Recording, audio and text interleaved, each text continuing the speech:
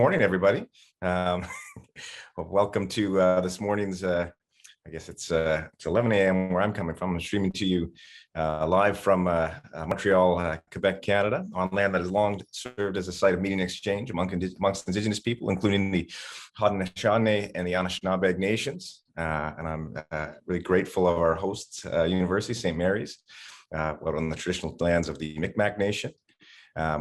I've have the pleasure of getting to moderate this this morning's session. I see there's a few familiar faces in it and a few future friends I'm excited to hear present, especially coming from Alberta, where I had the pleasure of spending about 10 years of my my adult life, and I miss it greatly. So let's get started. The first speaker in this morning's session is a good friend of mine, Mike Auksi, who I've had the pleasure of working with this past year. We actually met at a similar conference about 2 years ago. I know this project, it's been a bit of a labor of love for Mike, and it's been a project that's been going on sort of tangentially to his PhD dissertation. I know he's going to talk a little bit about that as well. So Mike Auksi, also from McGill University, the floor is yours. All right, sweet. Thanks, and welcome everybody. Thanks for being here. And I clicked on the link. I should be able to share my screen. Yeah, looks like I have the power to do so. Awesome. I'm gonna try to hide self-view if I may. Okay, super. Well, greetings everyone. Let's get right into it. Really happy to be here. Huge thanks to everyone for putting on the hockey conference this year, and a special huge thanks to Cheryl McDonald for all your great work and support right up to the last 10 minutes. Anyways, I'd like to thank the Social Sciences and Humanities Research Council of Canada for supporting me in my doctoral work on the ice hockey history of the Anishinaabe of Lac Seul First Nation. My name's Mike Auksi. You've just met my supervisor, Jordan Cook, and good friend. Born in Toronto, currently living in Montreal, second year PhD student at McGill University in the Department of Kinesiology and Physical Education. This talk, Making the Cut, a case study of Indigenous hockey players in high performance hockey, is related to my doctoral work along with several other projects. We're streaming to you live from the city of Montreal, situated on the traditional territory of the Kanien'kehá:ka, of a place which has long served as a site of meeting and exchange amongst many First Nations, including the Kanien'kehá:ka of the Haudenosaunee Confederacy, the Huron-Wendat, the Abenaki, and the Anishinaabe. We recognize and respect the Kanien'kehá:ka as the traditional custodians of these lands and waters from where we're presenting today. That's a photo of me from, I think it was 2012, back home in Lac Seul, and we're picking medicine. So you offer your tobacco so that you have calm waters, daylight in the swamp. It's so beautiful there. And we were harvesting bitterroot, which is a traditional medicine for alleviating sore throats. I'd like to dedicate today's talk to my dad, George Kenny. Dad continues to surprise me, inspire me, and he always reminds me to be safe and be a good boy. Dad attended both Shingwalk and Pelican Lake Indian residential schools. Just like his boy, he was a hockey player. And just like his dad, his boy would grow up to be a storyteller. I wanted to open with kind of a brief autobiographical account. So I'll be chit-chatting a little bit about kind of like what it's like, you know, like when you're kind of on the outs. So anyways, let's get right to it. You might find yourself the target of the majority of chirps. You tell a joke, no one laughs. Your teammate tells the same joke and the boys erupt. In the group, you're invisible. One-on-one in the hotel room, you're suddenly your teammate's best friend. You scan the room, the guys are relaxed, smiling and laughing. Not me, something won't allow me to enjoy this as much as the others. Is it me? No, I'm cool with my teammates. Just work hard. I don't care about these guys. It's easier to take it than stir the pot and upset team chemistry. But don't worry, it wasn't all bad, but sometimes it feels like that, quite frankly. Okay, so moving ahead with a brief overview of today's talk. We're going to chit chat about survivance through hockey, and there'll be several references to that concept. Race and sport, theoretical framework and methods briefly, our participant athletes, followed by mainstream pathways, Indigenous pathways, a couple of samples, and we'll close off with some remarks after that.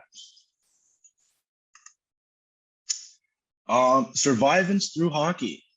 So bear with me with this couple quotes here. So theories of survivance are elusive and imprecise by definition and in translation. The practices of survivance, however, are obvious and unmistakable in Native stories. The nature of survivance creates a sense of narrative resistance to absence, literary tragedy, nihility, and victimry. Native survivance is an active sense of presence over historical absence, the dominance of cultural simulations, and manifest manners. Native survivance is a continuance of stories. Full disclosure, I had to read that several times for it to sink in, so feel free to do that. But moving right along, my dad shared with me, we were proud to represent the Pelican Blackhawks. We were part of a community that made it so you weren't just another Indian kid. This was, of course, in residential school in the 60s. So survivance through hockey. Second quote here. I'm here to stand up to this behavior. I'm proud of where I come from. I'm proud to be from the Ochapowas First Nation. I'm not just doing this for myself. I'm doing it for all people of color and the next generation. Of course, Ethan Bear, who was attacked online. I know I found out through the Res Hawk podcast what was said, and I don't need to repeat it here. But again, themes of survivance everywhere. So again, quickly, race and sport, sort of setting the tone a little bit here as well.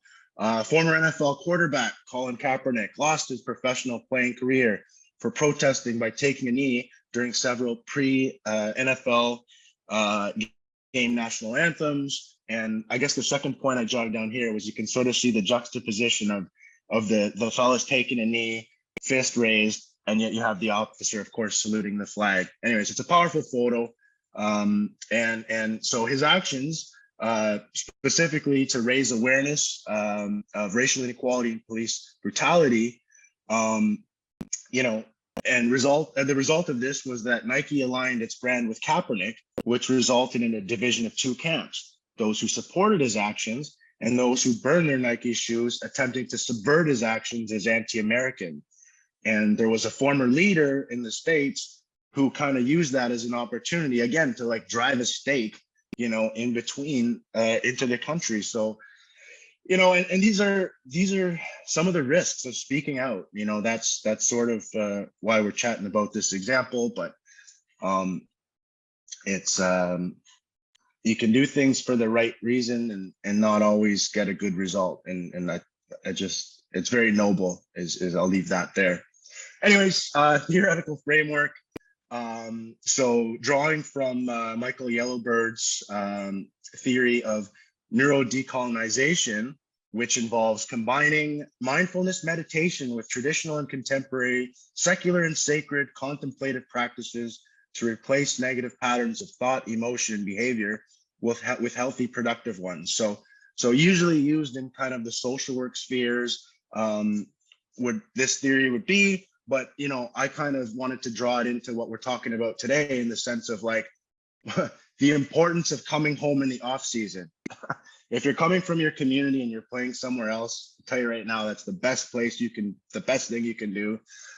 Smudging before games, anywhere in the world, taking part in ceremonies, grounding yourself like amid the mad hockey world, competitive and fast moving. The last point on neurodecolonization, being grounded in one's indigeneity, even if it's sometimes easier to blend in, right? Secondly, native and cultural survivance. As a response to cultural and even physical genocide, survivance offers natives modes of personal and social renewal obtained through welcoming unpredictable cultural reorientations. These reorientations promise to radically transform current native life without requiring abandonment of the enduring value of their pre-contact cultural successes. That speaks to me so powerfully. So I guess quickly with methods, purposive sampling method was used based on my travels to Northwestern Ontario, Sioux Lookout, Dryden, Eagle Lake First Nation, Winnipeg, Indigenous Hockey Research Network, and that gathering where Jordan and I met, working with colleagues there, and my involvement with the National Aboriginal Hockey Championship since 2010, which we'll unpack a little bit briefly. And then here you have a little bit about our participants, which we'll also chat about in one sec.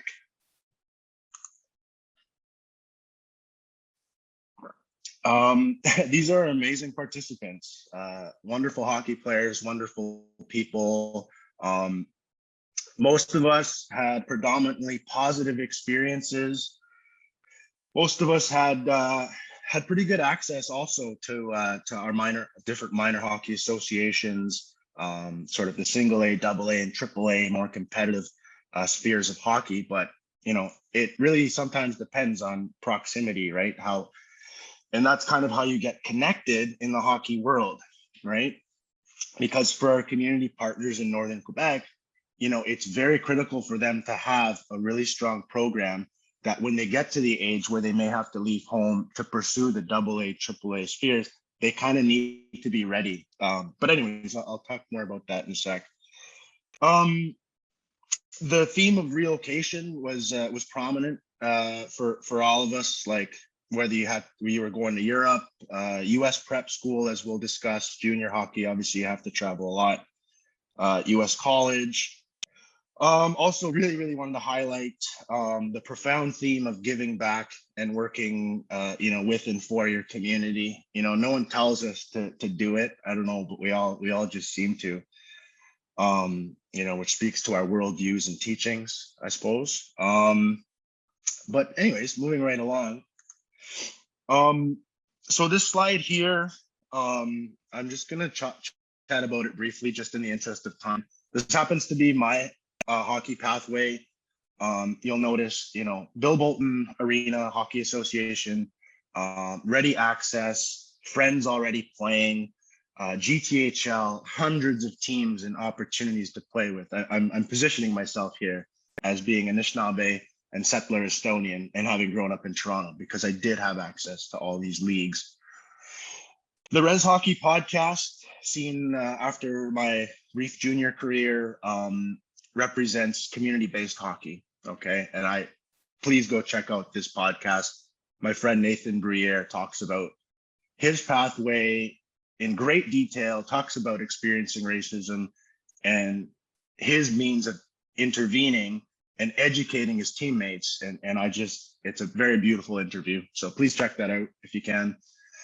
But anyways, for me, when I went to play community-based hockey after junior was when I really began to feel strong about my indigeneity and my belief in myself as a hockey player, and then went on to play in several other leagues for another 15 years. So I just didn't want to stop, I guess. But anyways, one of our female participants had something of a similar path from the female side, being able to access the high performance leagues and going all the way to the NCAA. So the point is obviously that, there was one more point I wanted to make, pardon me, but, having access to elite hockey clinics and coaching is one thing. But so for communities that don't necessarily have that, it's really important that for their community members that make it to major, junior, to pro, to junior, they come back and become the primary knowledge transmitters that allow those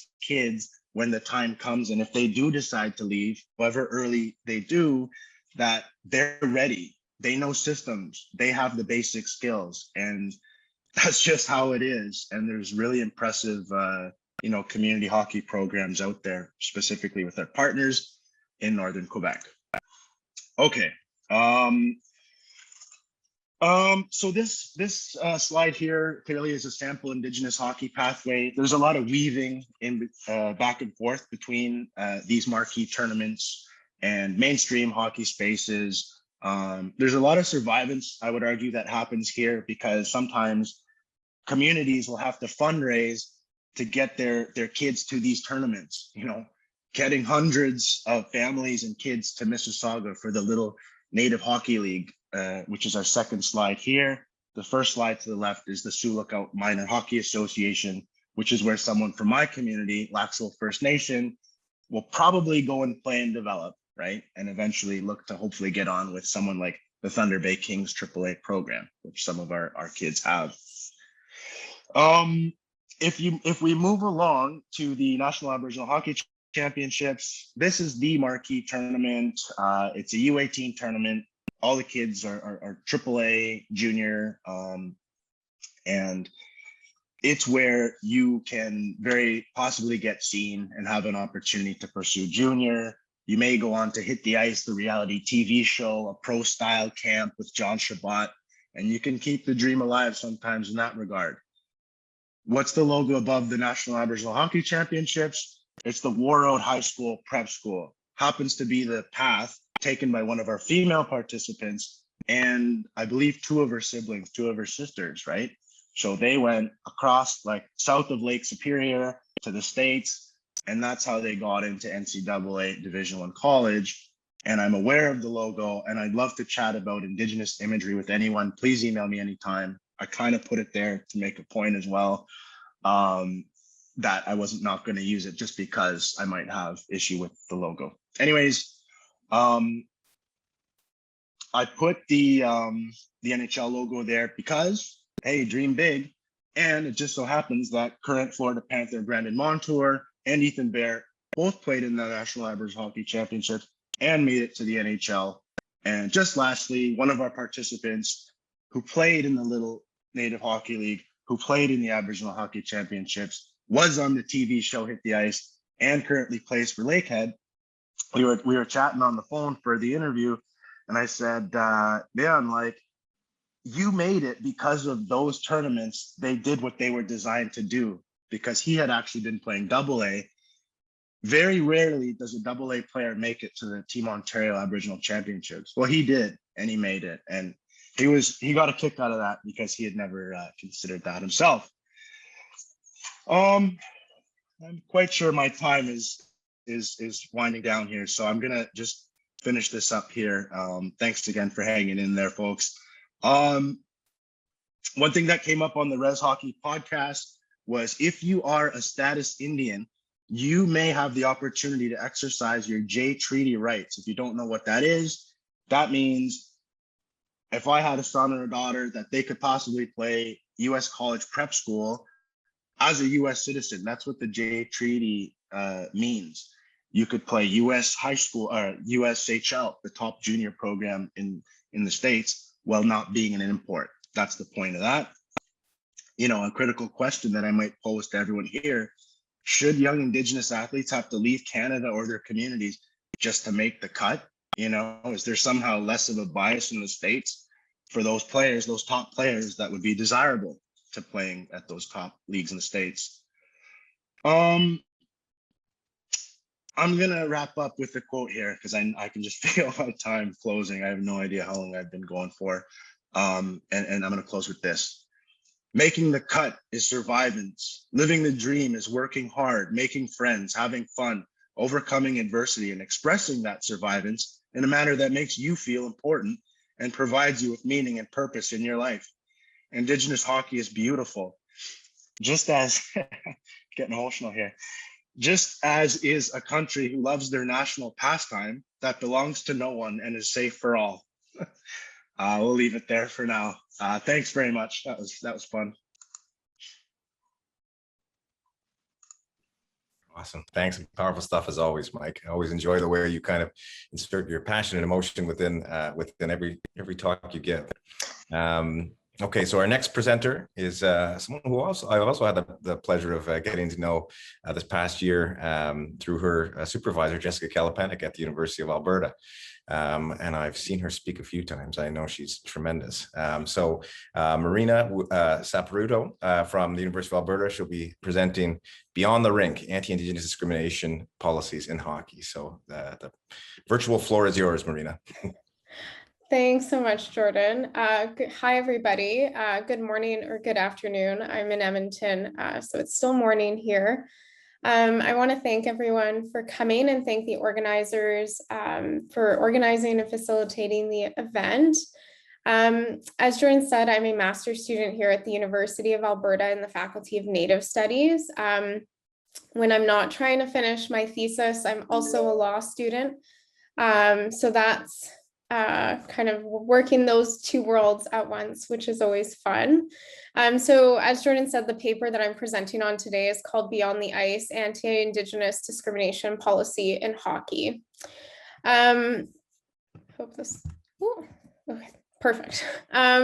So my research is focused on evaluating the ways in which whiteness and patriarchy are reproduced through anti-discrimination policies and procedures within the mainstream Canadian hockey context.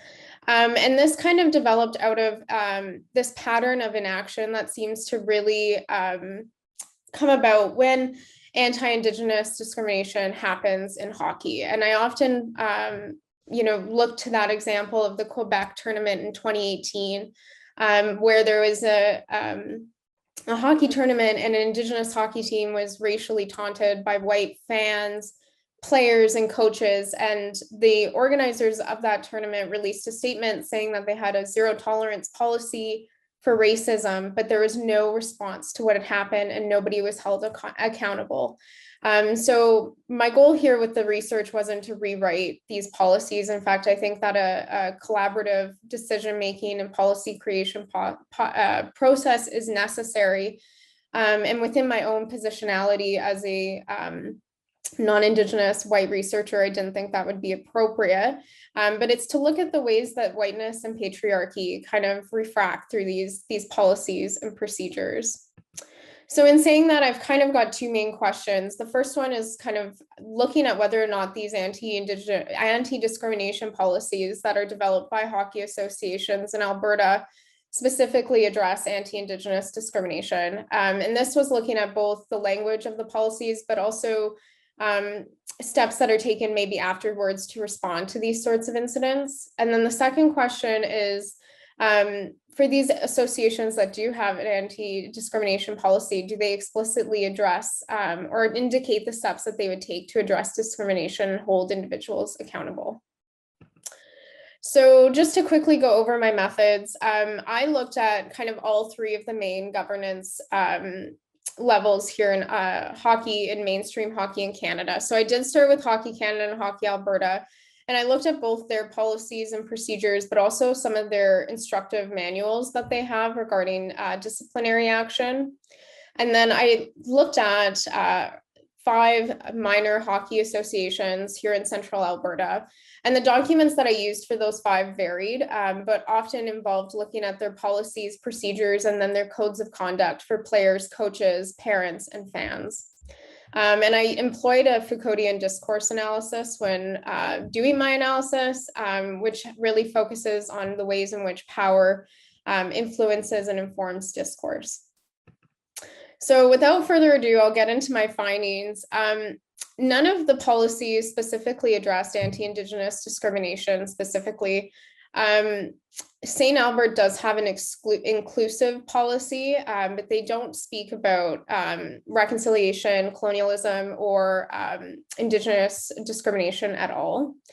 The next point that I wanted to kind of bring out is in this language of respect the sport, respect the game, don't make a travesty of the game, behave in a way that upholds the spirit of the game. And these were common, this was common discourse throughout both the policies themselves, but also the codes of conduct. And I wanted to kind of make, I think, 2 main points about these. I actually have in my thesis, this analysis is about 7 or 8 pages. So I'm trying to make it a little bit quicker. But what I argue is that this type of language really reinforces this idea of hockey as an institution, as something that needs to be respected. And it almost allows it to take on a larger than life persona, so to speak. So it's the codes of conduct themselves don't talk about necessarily racism or discrimination, but not making a travesty of the game. And it always kind of turns back to hockey as an institution and as a sport. And I feel that this reinforces particular power dynamics and norms, and reinforces kind of this, in pattern of inaction when it comes to addressing anti-Indigenous discrimination in hockey. And some organizations do go a little bit further than this. So, Spruce Grove in their code of conduct for volunteers states that all volunteers have an obligation to publicly agree with the actions and steps taken by the association. And if you want to ignite change, you have to work within the systems and not expect very much. So this is kind of very explicit version of what some of this discourse of, respecting the game tries to communicate. And then the last point that I just want to make here, and it's more of a question, and if there's time, I'd be interested to hear folks' thoughts on it. But considering the ways in which hockey was used in residential school systems as a tool of assimilation and of colonialism, as well taking into account the contemporary ways in which hockey works to exclude Indigenous players and often doesn't respond to incidents of discrimination when they occur, what does it mean to ask Indigenous players to respect the game? So I'll leave that point with that, and if folks have thoughts afterwards, I would be curious to hear them. So my next 2 points are really related to the processes themselves. And before I go into the points on the slide, I'll just briefly outline what typically follows, what a disciplinary process looks like for someone wanting to pursue some disciplinary action. So after there's a 24-hour cool down period, all of the organizations, the local hockey associations, require that the player approaches the individual involved and deals with the situation with them. There's no exception outlined in the policies and procedures for an incident of discrimination. This is the expectation. If that doesn't quote unquote work, then the next step would be to go to their coach. And then after that would be to go to a division leader or a manager. After those 3 to 4 steps are taken, that begins the more formal committee process. So after words, you could file a complaint with the disciplinary committee. That would be kind of the first step. And then the second step in that process is the appeals committee. In Alberta, if the appeals committee makes a decision and it's not maybe the most just, or if someone's unhappy with it, they have no other forms of recourse. Hockey Alberta only gets involved if there's a procedural error. So in saying that, all of these disciplinary investigations and decisions are kept internal. There's no external body that oversees this. Hockey Canada, in their kind of instructive manual regarding disciplinary action, suggests that they have a neutral or objective investigator, but they don't apply this or extend this quote unquote requirement to the decision-making process. There's also no process to ensure that this is followed. So they're not requiring them to have an internal, like a neutral body who investigates incidents at all. And this is obviously deeply problematic given some of the power dynamics that exist in hockey and the hierarchies and the norms that are expected. Often the people making these decisions who sit on these disciplinary and appeal committees are often parents or volunteers who have some sort of a connection to the association. And then the final point that I'm going to make is that to have a complaint heard by the appeal and disciplinary committee, they also have to approve it. So when you think about some of these dynamics that exist within the sport, that can be very problematic because they might just choose not to hear a complaint, even though maybe it was not handled in a just manner. Similarly, and this will be my last point, these appeal and disciplinary committees often have fees associated with them. So I believe the only association that didn't have a fee was Hockey Edmonton. And these fees can range from $100 to have the disciplinary committee hear something to $500. These are often non-refundable, and it's another financial burden on families. Hockey is very expensive, and it just creates another obstacle for them. So in conclusion, I think the thought that I wanted to kind of leave you with is, as I had said in my second slide, I'm not trying to rewrite these policies in any way, shape, or form. But what I think is really important and quite key is that there needs to be, good decision-making and policy creation processes.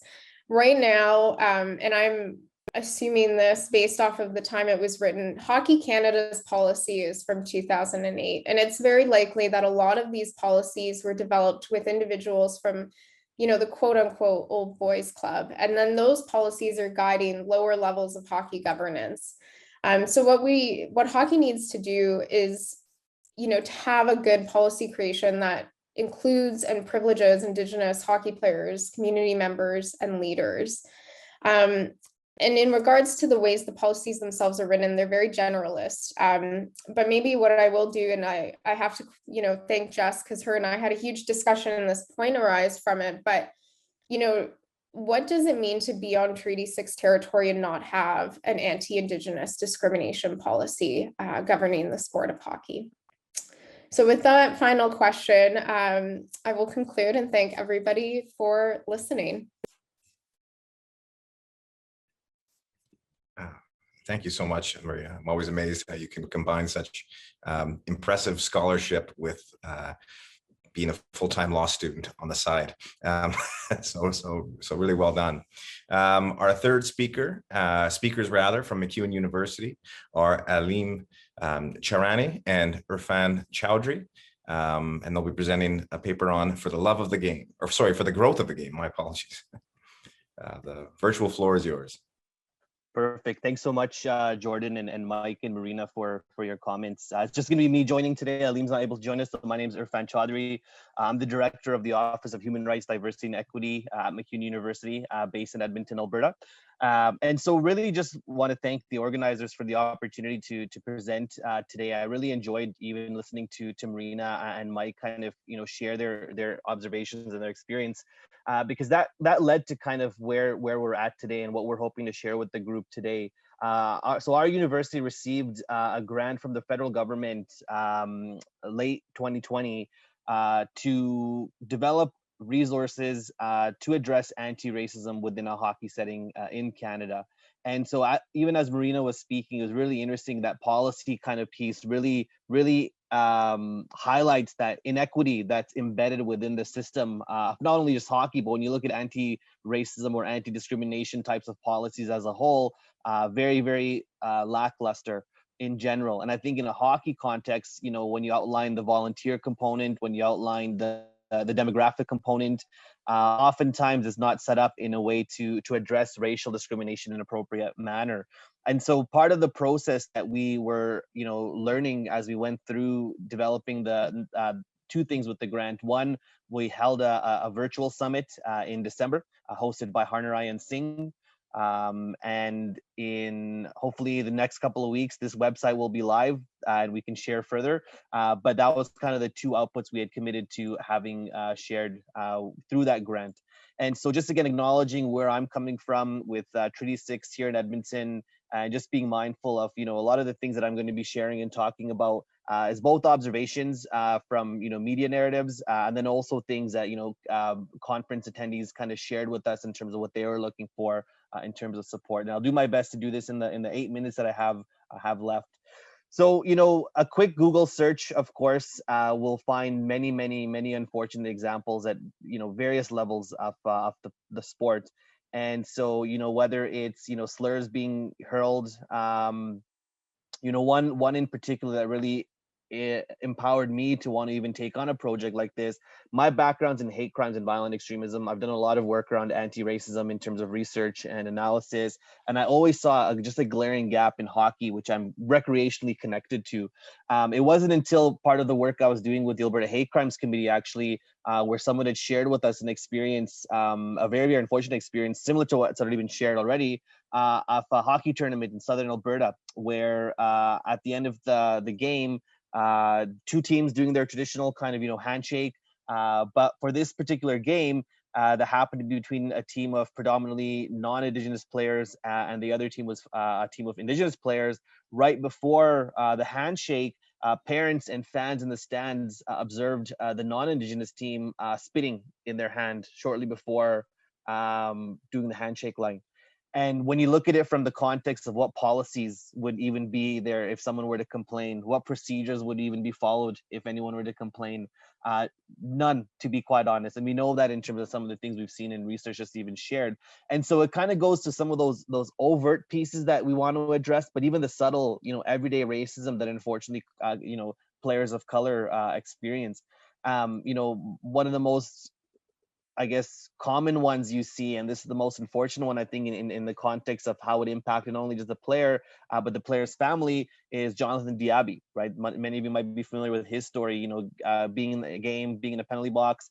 As a result of that, his family in the stands were being intimidated, abused, racially intimidated. He was being intimidated while in the penalty box. And the outcome for that was not to have the people who were hurling the abuse removed from the game. They actually moved his family. So, well-intentioned, but ill-conceived in terms of the impact it has on who belongs where and why, who's protected, who's not. And so you have all these layers involved that unfortunately keep coming to a space of amplification that's impacting players of color. When I started this project, it was, we initially started the funding process about a year prior to receiving the funds. I received such lukewarm interest across the country from the different organizations looking for letters of support. I don't want to name or shame any organization, so I won't say any of the names, but it was really surprising as I was seeking letters of support from hockey entities across the province, across the country, the amount, well, A, I didn't get many responses, so that's first. But B, the responses I did get from some of the leagues were, oh, racism's not a problem in our sport or our organization, or we have it covered, don't worry about it. We don't necessarily need a project like this, so we're not going to be providing you a letter of support. And then George Floyd happened, and we saw the impact it had, not just in various levels of society, but even sports, right? So even the image right here with Darnell Nurse, and then Matt Dumba, and then the Chicago goalie Subban, this photo taken from Edmonton last year in the bubble. This is the first time I think hockey even went to this space around, racial awareness, racial reckoning. We haven't seen as much, visibility, I would say, this round, even though the league is suggesting there's a lot of work being done, and I'm sure there is. But I think it kind of highlights the importance of, it's not just those overt forms of symbolic gestures that many institutions, including universities, have done in the past year. But I think it's trying to be able to really amplify that impact. And why I bring this up as an example is because as soon as this happened, the amount of support all of a sudden changed, where people were like, I want to be involved in this project. Our league wants to be involved in this. How can we help? How can we support? And I'm hoping it's from well-intentioned spaces that really provide a layer for that change we're looking for. But from my own observation, it's really interesting to see two particular organizations do a complete 180 in terms of initially not wanting anything to do with our program, to now we're in a space where once they're able to get back on the ice with their teams, they're going to be sharing these resources and other things we have developed with their coaches, their players, their volunteers, their parents. So I think that's kind of the groundwork we want to build. Unfortunately, it's not just limited to one time, one location. As of May 28th, 2021, as both speakers alluded to, Ethan Bears of my Edmonton Oilers was subjected to racial discrimination online. The image on the left is a screenshot that his girlfriend had shared on her Facebook page regarding just acknowledging that he had received some really negative racist comments from fans and people involved in the game and various layers as fans and observers. And what I found to be most powerful, if anyone hasn't seen this video from Ethan Bear, please take the 2 minutes and 1 second to watch it, because it is absolutely powerful. It's absolutely powerful in terms of how he speaks up and stands up for something that unfortunately is a reality still for him and many who look like him. And I don't want to kind of just always shape this work as doom and gloom. It had a very, very positive outcome in the sense of how many people gathered outside Rogers Place in support of him. This was a grassroots kind of, initiative brought together by various Indigenous community stakeholders in the province to just show Ethan support. And what was really awesome is Ethan actually showed up unannounced, drove his truck right beside the crowd, gave some, physically distanced high fives and fist pumps and so on, so have you. But I think it's really important when you have a player of his magnitude be able to speak out and share. It does really have that space around not tolerating. And I think we're at that location now where, yes, we all will not tolerate it, but we need our policies and procedures to catch up and do something about it. And so with that in mind, what we found when we held the virtual conference, we were able to get about 250 attendees from across Canada. Even we had a few folks from Germany, we had a few folks from the US, really trying to get at the topic of addressing racism in hockey. What was really powerful is the story shared from the speakers and the panelists. And we had, everyone, I think, really galvanized around the opportunity and the authenticity and honesty they shared with us. One of the most interesting one was even Harnarayan Singh, when he had shared, his opening remarks. He reflected on his own racial discrimination he experienced as a hockey broadcaster who happens to also be from the Sikh community, who wears a turban and has a beard and practices his faith. And some of the comments he received from not only just viewers, but even producers and guests and hosts. And so it was really powerful in terms of just really aligning. It's a systemic issue, right? It's players impacted, it's families of players impacted, it's other people involved in the game impacted in various ways. And so what we found through the summit is what people were looking for. We did a kind of pre-survey and post-survey from the summit, and really it made our job a little bit easier, because what people were looking for was an online resource. And so that's what we were committed to doing anyways with the grant we received, but it's what people were looking for. And what we found, regardless of where people were at in their space for the game, they wanted initial foundational resources. They wanted a space of where can I turn to even get definitions around racial discrimination. I know my time's up, but I'll just take 30 extra seconds just to share just a little bit more. And so really trying to tailor the program in a way that made it applicable and allowed people to know where to turn to. So Grow the Game, Anti-Racism Resources for Hockey will be live, I'm hoping, in the next week and a half. I will share this with the conference organizers so they can share with the group.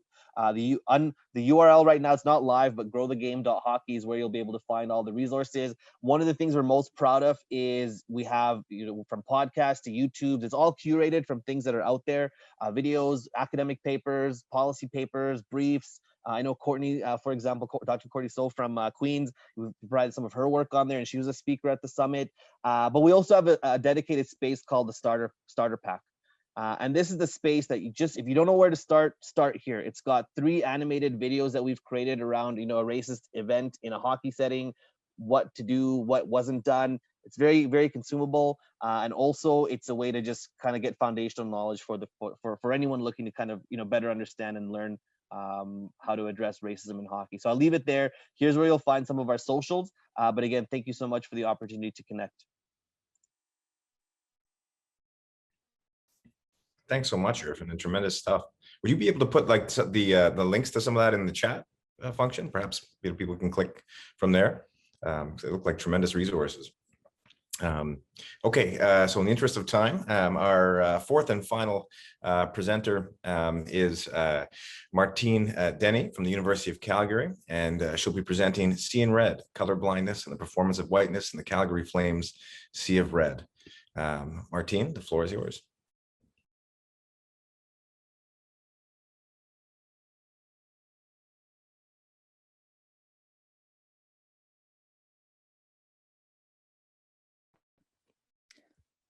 All right, thank you, Jordan. Can you see my screen?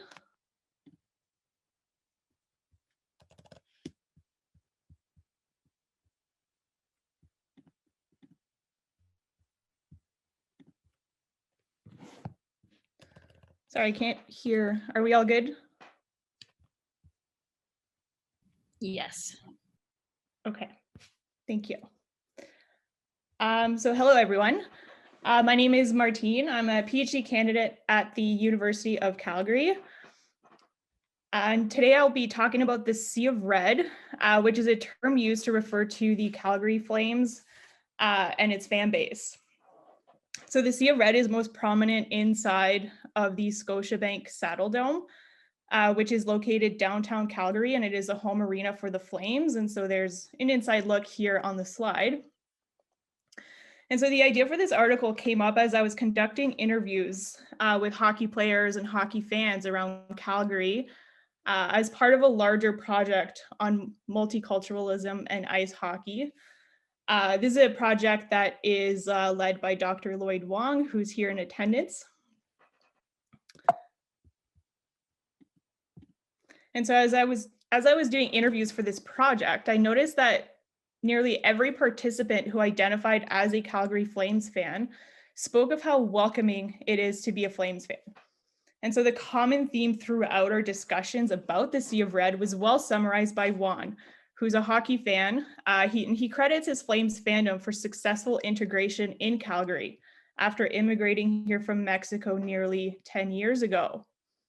And he said, you just put on a jersey, then you blend in quite nicely. So the underlying message here is that skin color, gender, age, ability, class, none of this matters provided the team color is on full display.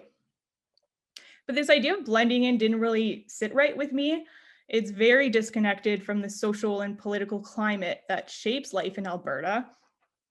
And given all of the evidence that hockey has a very serious racism problem, I started to wonder, how is it possible for the Sea of Red to be described in such utopic and idyllic ways? And so while the Sea of Red can appear to be inclusive and welcoming, a critical examination reveals that it operates with colorblind ideologies, in which fans must perform whiteness in order to effectively blend in. So it's not so much the jersey, but it's whiteness that allows one to blend in. And we know that whiteness is very pervasive in Canada. Canada is a white settler country, but it is a self-identified multicultural country. Through Canada's Multiculturalism Act of 1988, the federal government of Canada is committed to recognize and promote cultural and racial diversity. Several scholars have criticized this legislation as symbolic because it tends to construct this dominant Canadian culture that is white, Anglophone, and masculine, while labeling all others as different. And similarly, Canada's national winter sport, ice hockey, has long been associated with life in Canada. But our tendency to look at hockey as the hegemonic sport in Canada is problematic because it reproduces this homogeneous Canadian culture that is founded in hockey. As we know, this is a hegemonically white and masculine identity. And so taken together, Canadian multiculturalism and this myth of hockey as Canadian culture simply pave the way to continue privileging whiteness. And it sends the message that racism and discrimination are no longer Canadian problems. But the reality is that the ways in which hockey has been built into the fabric of Canada promotes a national identity based on whiteness and privilege. And it leaves individuals who are not white, upper class, Anglophone, straight, and male often on the sidelines. So to examine the color blindness in the Sea of Red, I draw on Bonilla Silva's understanding of colorblind racism. In the interest of time, I won't go into too much detail here, but just in brief, he describes colorblind racism as a form of racism that is covert and institutional. It's a more subtle form of racism that works to maintain white privilege. And put simply, it refers to people arguing that they just don't see color. So in a colorblind society, whiteness is often invisible. And so in this sense, whiteness refers to the privileges that come with experiencing and embodying whiteness. Accordingly, whiteness is linked directly to the position of power that provides this privilege to anyone who is perceived as white. And so this is a resource and a privilege that is well recognized in the Sea of Red, as one racialized participant articulated. I am white looking. I don't feel like I'm out of place. So I wanted to explore this further. And so in examining whiteness that is, as it is performed by members of the Sea of Red, my aim is to highlight the many ways in which a fan base has the power of complicity and the continued normalization of whiteness in hockey. So a quick note on methodology. The data for this article comes from an analysis of 42 semi-structured interviews conducted in Calgary. The participants are hockey players and hockey fans, and the majority of these participants self-identified as Calgary Flames fans, and thus shared numerous experiences within the Sea of Red. It's important to note here that not all of their stories directly relate to the Flames, but these are the ideologies and mentalities of the people who visit the Saddle Dome and go and attend games and shape the environment that is the Sea of Red. And so we also conducted observations at hockey arenas and took photos of the crowds. So all of the photos in my slides were pictures that Lloyd and I took at Flames games. So just quickly moving into the findings here. Generally speaking, quite a few Flames fans discuss the welcoming environment in the Sea of Red, despite it being primarily a white space. But what is happening is when you're a member of the Sea of Red, your identity is effectively reduced to your fandom, while your race, ethnicity, gender, sexuality, and class are all rendered completely invisible. And while this may appear as a positive experience for many individuals on its surface, it does little, if anything, to really promote real inclusion or sense of belonging in Calgary and beyond. It simply allows whiteness to keep its position at the top of the racial order in this hockey culture, and it allows white people to continue denying that racism is even a problem. So in the interest of time, I'll focus on two main themes that emerge, which are the denial and minimization of racism and diversity and representation in hockey. So one of the key markers of colorblind racism is a denial that racism exists, or that even just talking about race is racism. So racism was often minimized largely because hockey is Canadian and because Canada is multicultural, then by extension, it has to be a welcoming community. So for example, Aaron explained that anyone who's joining the hockey community is joining a community that's Canadian.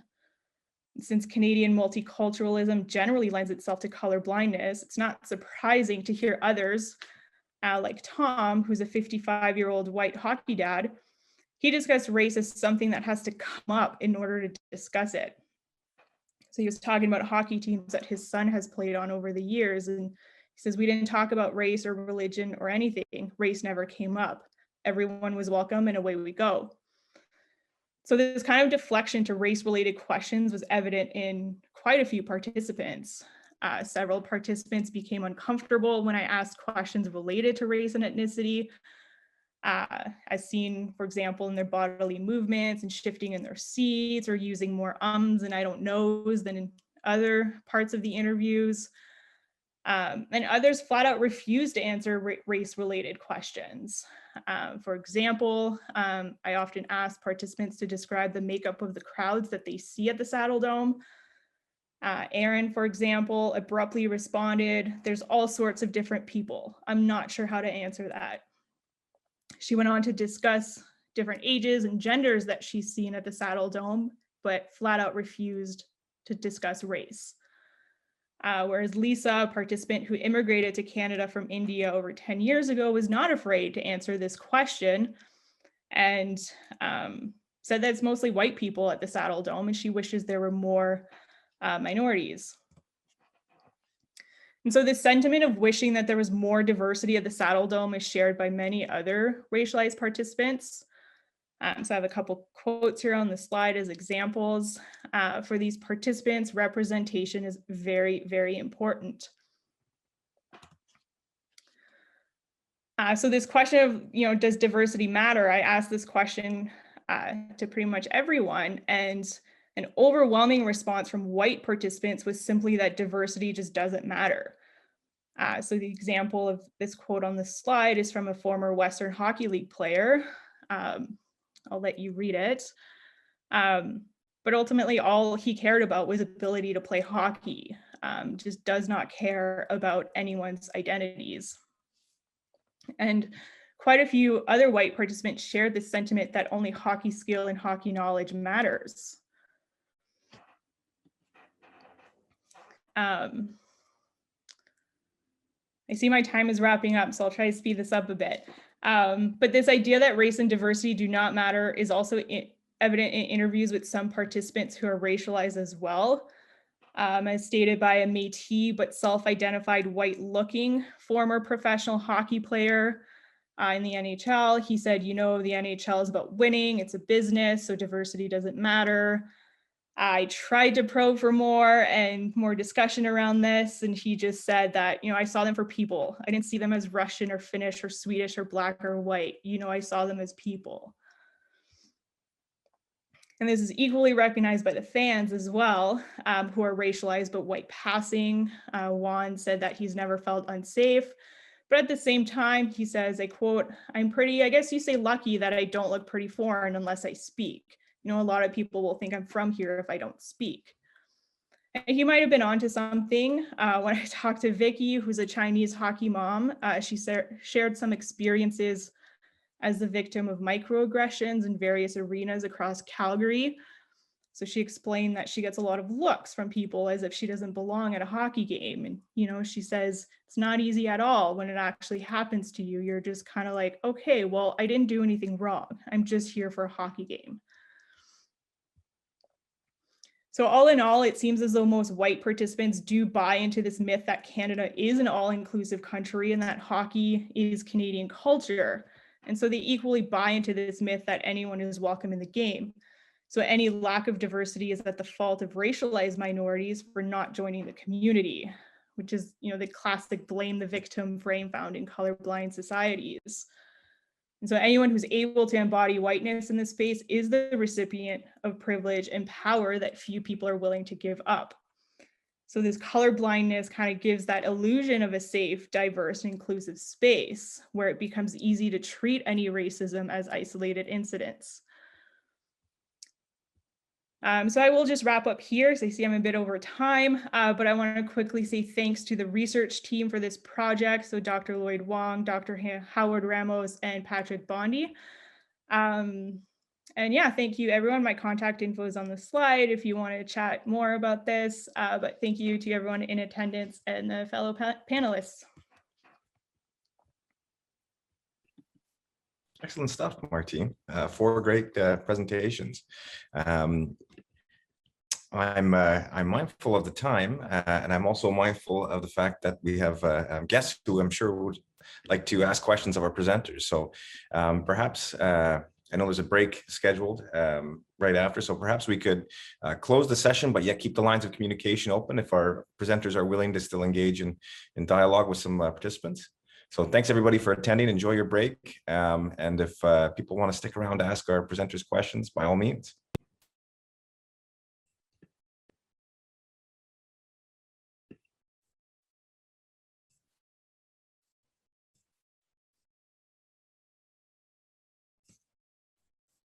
So if anybody does have questions, we can close the recording here if we like, but we could also just please feel free to pump something in the chat, or just unmute yourself and ask away.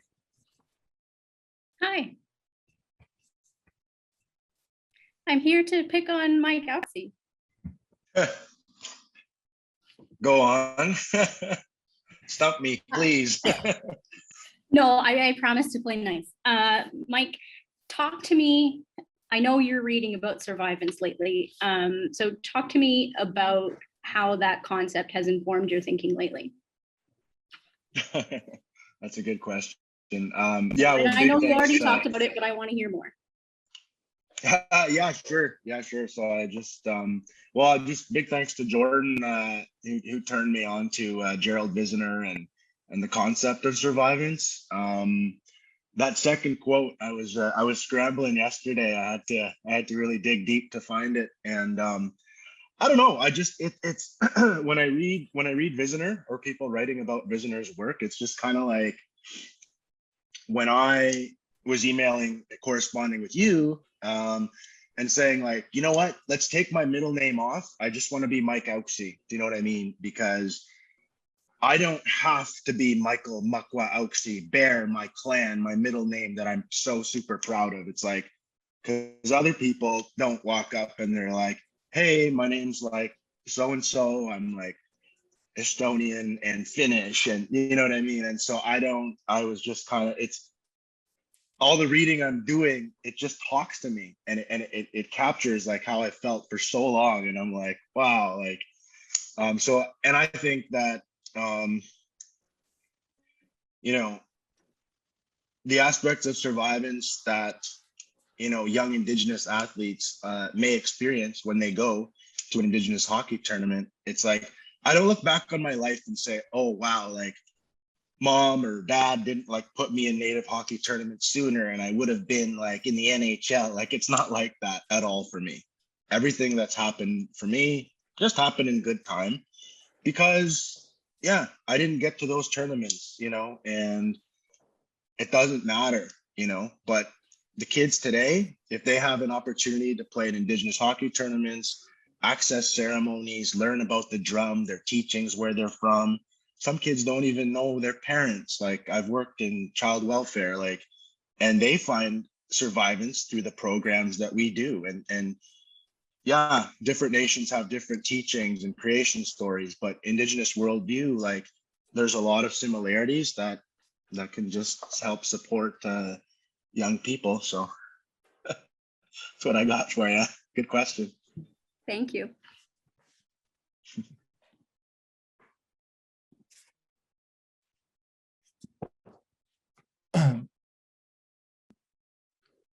I have a question for Martine. First of all, thanks everyone for their presentations. They were really excellent, and it was great to hear about a diversity of diversity issues, which was really nice.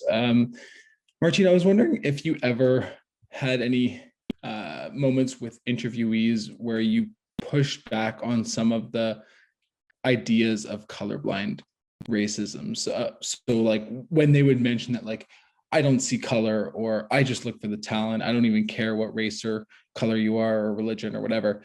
Did you ever bring up ideas about why that might be a problematic view, or did you want to just like let them kind of speak about this?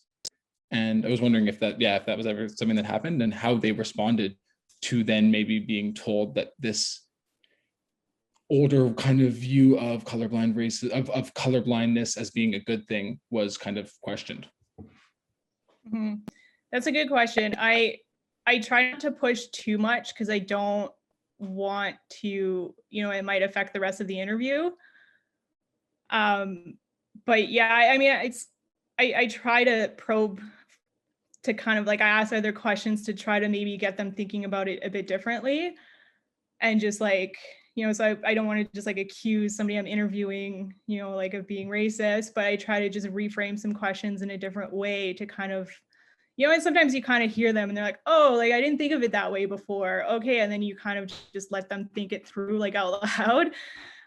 But it is a fine line between kind of just respecting your participant, and yeah, it's a tough one for sure. But also the interviews that I did for this project, like I mentioned, it was part of a larger project that we're doing. So this is just something that emerged from the data. This whole paper is just something that emerged. Like, it wasn't necessarily what I was interviewing for. It was just kind of what came up. So I tried to stick to the interview schedule as much as possible without pushing a little bit, but not too much. Makes sense. Thanks.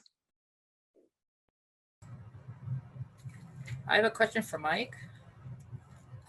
You had mentioned the logo for the War Roads Warriors, and I thought it was a very interesting logo because of the history of hockey there and some of the experiences of the Indigenous peoples who live there, with the border being so close, with some of the issues that have affected them in terms of playing hockey.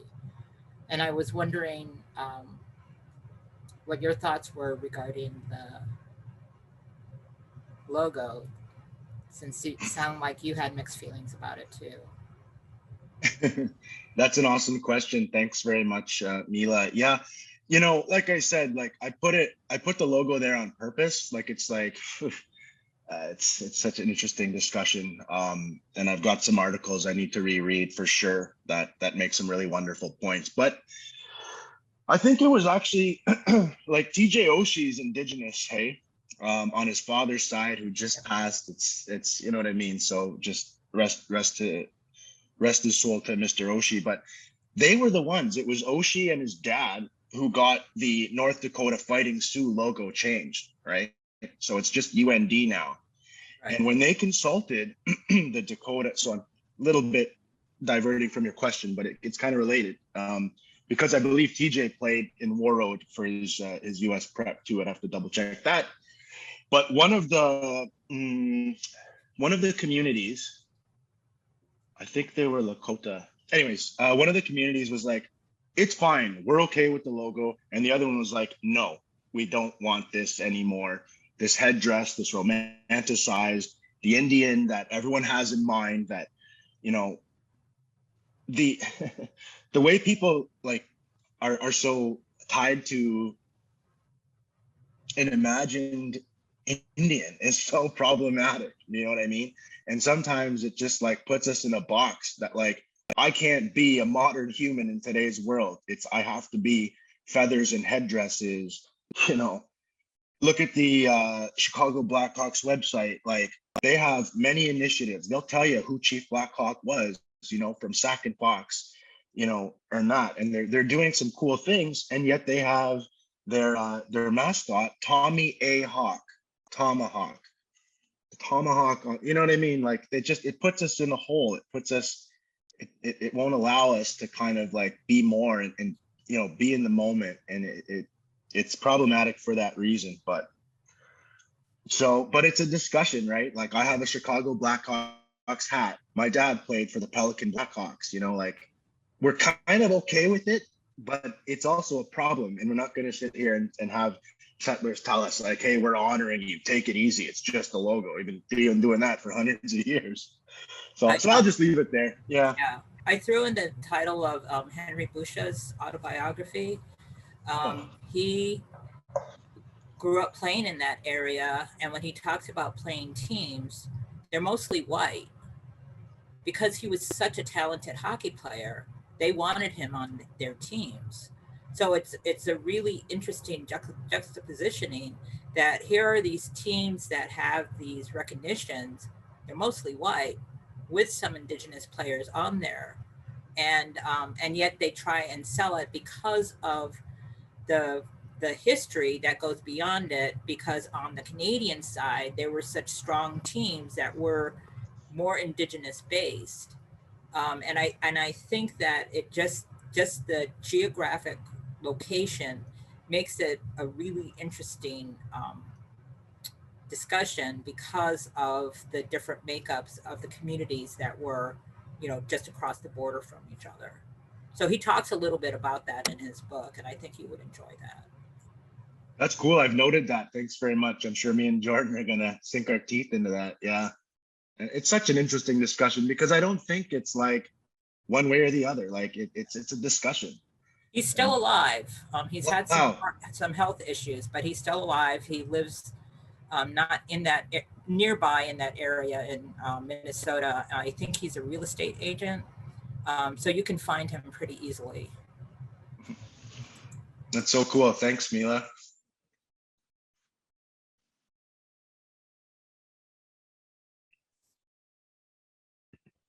Excellent. Well, I don't see any other hands raised.